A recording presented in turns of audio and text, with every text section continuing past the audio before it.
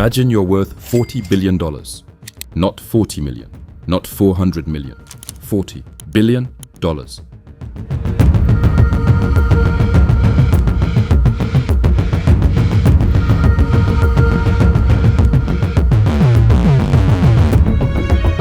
Now imagine you could hide it.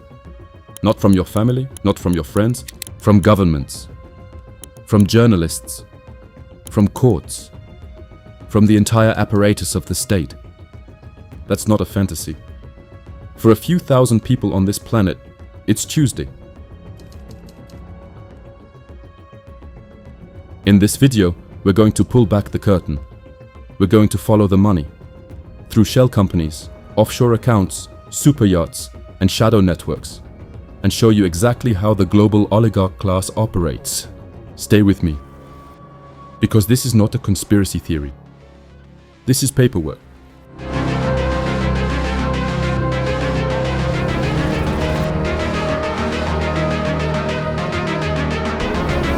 Let's start with scale, because it matters. The world's 3,000 ultra-high net worth individuals, people with more than $30 million in assets, collectively control more wealth than the bottom 50% of humanity combined. And at the very top, we're not even talking about people you know. We're talking about a layer above the Elon Musks and the Jeff Bezoses.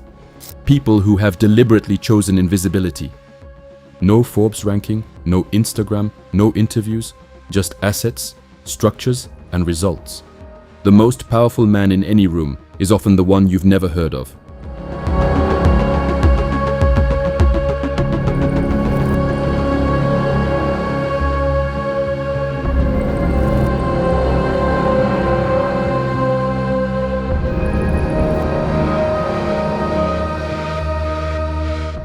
Here's the core trick. And it's elegant in how simple it is. You don't own things directly. You own a company. That company owns another company. That second company owns a third.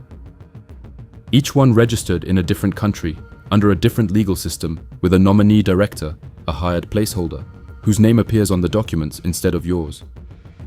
By the time you reach the real owner, the actual human being, you've passed through 5 jurisdictions, 12 legal entities, and 3 completely different bodies of law. A journalist wants to investigate. They hit a wall. A regulator issues a subpoena.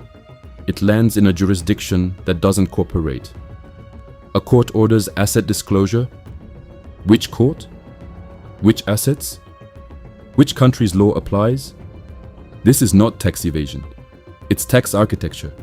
And in most cases, it's completely legal.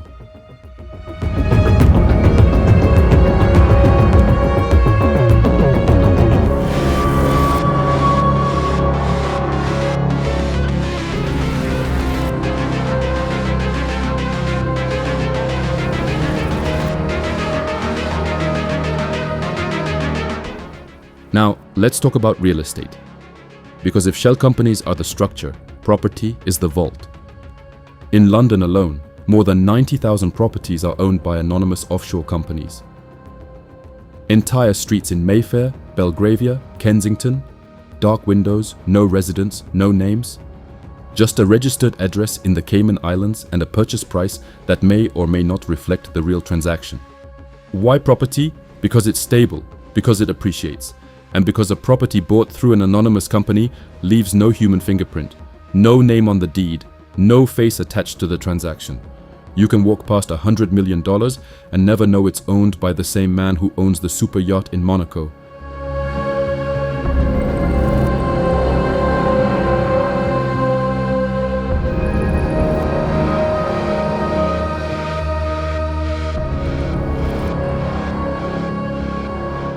Ghost neighborhoods.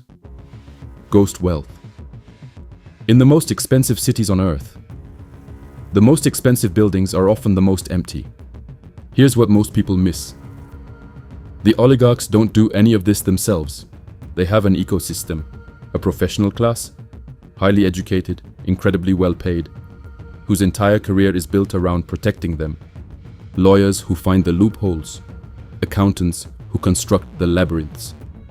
PR firms who scrub search results and build charitable foundations to soften the image, former intelligence officers who track rivals and journalists, former politicians who make the right calls to the right ministries. These are not shadowy criminals. They have business cards.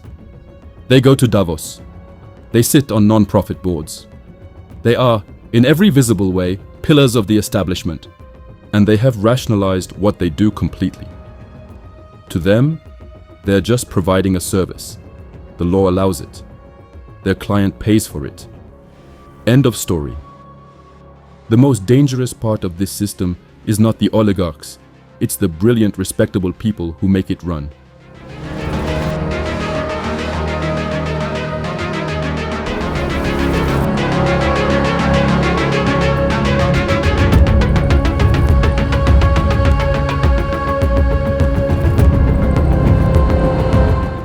Let's talk about what money can buy beyond assets.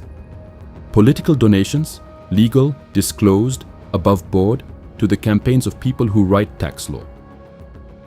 Funding for think tanks that produce research concluding, conveniently, that lower capital taxes drive economic growth. Stakes in media companies where certain stories don't get published.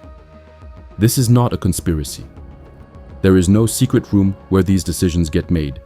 It is something more subtle and more durable. It is aligned interest. When every person in a position of influence benefits, directly or indirectly, from the same system staying intact, that system does not need to be enforced. It enforces itself. The most effective censorship is the kind no one ever has to order, but the architecture has cracks.